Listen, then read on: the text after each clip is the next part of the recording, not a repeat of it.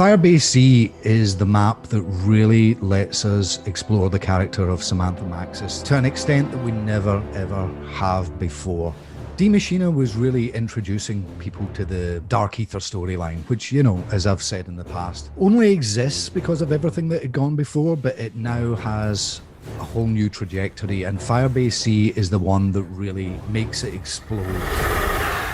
What I love about Firebase C is that it's set in Vietnam. In this all-new experience, we've broken the map up into two locations. The Firebase, which is the facility where scientists and soldiers do experiments and mine the dark ether. And then we have the village, that's where the scientists sleep and do all their research. My team's reached the village. The way you play in D Machina might not necessarily translate over to Firebase C. The low-end level design of Outpost 25 calls back a little bit to Moon in that you start in the village and then take a teleporter over to the outpost itself. Once you're at the outpost, there's a bit of a central area, a hub, if you will, that players can choose what path they want to go to. They can run around the outside of the map itself and the outer edge. You know, working on a zombies map is a very interesting experience. I've been working on zombies maps since Call of Duty World at War. A lot of the way we do the sound design for these maps is still kind of rooted in how we did it back then. It's very seat of your pants, wild and crazy. Let's try and make this stuff sound really cool, scary, creepy. Nothing's off the table when it comes to zombie sound design because of the world that they inhabit. So Outpost 25 is an Omega outpost, and they're doing a lot of science experiments. There's a lot of different little things and mechanics that you can interact with. It'll be up to players to kind of discover how they work and how to make use of them.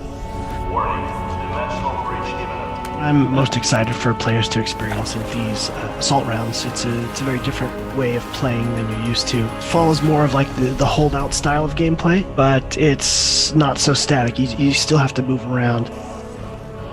Artillery strike and napalm strike start to become key at the higher rounds, especially in the assault rounds, because it's just excellent crowd control on top of just being super epic. Standing at an elevated position, kind of looking down at the defense lines while these artillery strikes are just bombarding the play space. It's awesome. When we got together to try to brainstorm ideas for new enemies, you know, there's lots of different ideas that came about. You know, the one we kind of gravitated towards was this idea of the ambush style enemy. The Mimic is tricky. This guy hides out as items, and as you approach them, transforms into this tentacled beast that grabs you, suck you in, bite you. Basically, if you see something sitting around and wonder why nobody picked it up, why is that awesome item still sitting there? It's probably a Mimic.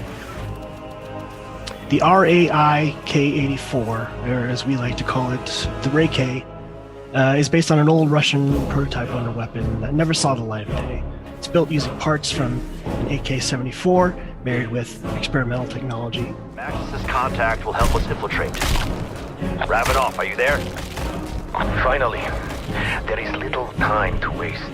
When we started this Dark Ether story, it was kind of daunting in some ways because, you know, a lot of us have been working on zombies since the beginning, and that's where the excitement, particularly with this fresh start and the Dark Ether story, has been kind of reinvigorating for the team.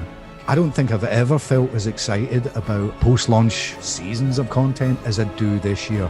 I think people are probably, when they get to the end of this, they're going to look back at what we've done and go, I did not see that coming. If any harm comes to her, I will kill you myself.